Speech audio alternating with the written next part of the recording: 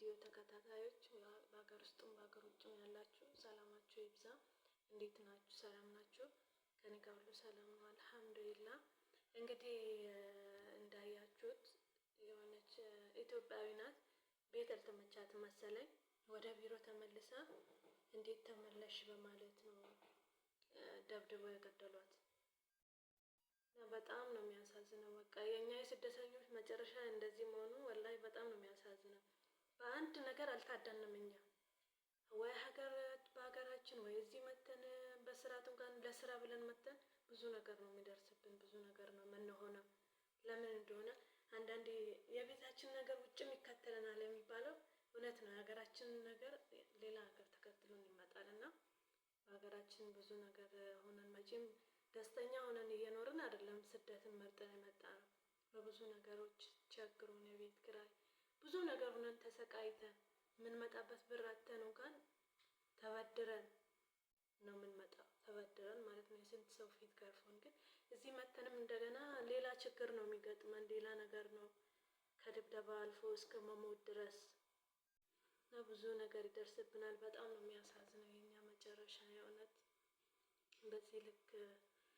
በዚህ ልክ መሆን፣ በአንድ ነገር አለመታደላችን በጣም ያሳዝናል።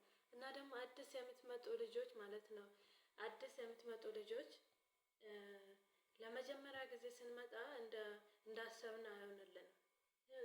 ልክ ሴትዮ አዲስ ስትሆኑ ትከታተላችኋለች፣ በጣም ትቆጣጠራለች። በሄድንበት ሁሉ ባጸዳንበት ሁሉ ቼክ ታደርጋለች፣ ታያለች፣ ያን ሁሉ ማለት ነው።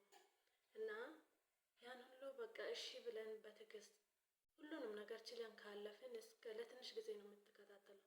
ከ3 ወር ከ4 ወር በኋላ ዞር ብላ አታየንም። እና ያንን ነገር ችለን ካለፍን ሁሉም ነገር ያልፋል። እና ችለን እንለፈው፣ ትዕግስት እናርግ። ወደ ቢሮ አትመለሱ ወደ ቢሮ። ሁሉንም ነገር ቻል አድርጋችሁ ካለፋችሁ ሊከፋችሁ ይችላል። በጣም ብሶት እኔ የመጀመሪያ ጊዜ ብመለስ ይሻለኛል፣ የቀን ስራ ሰርቼ ብኖር ይሻለኛል ነው ያልኩት። እና ግን በቃ የሰው ዕዳ አለብኝ።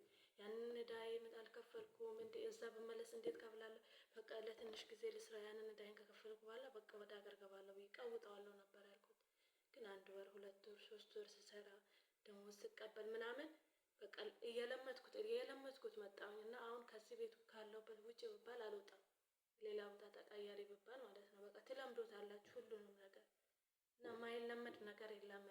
ጠንከር ብላችሁ ሁሉንም ጭቅጭቁንም ሊሆን ይችላል ድካሙንም ሁሉ ነገሩንም ችላችሁ ጠንክራችሁ ስሩ።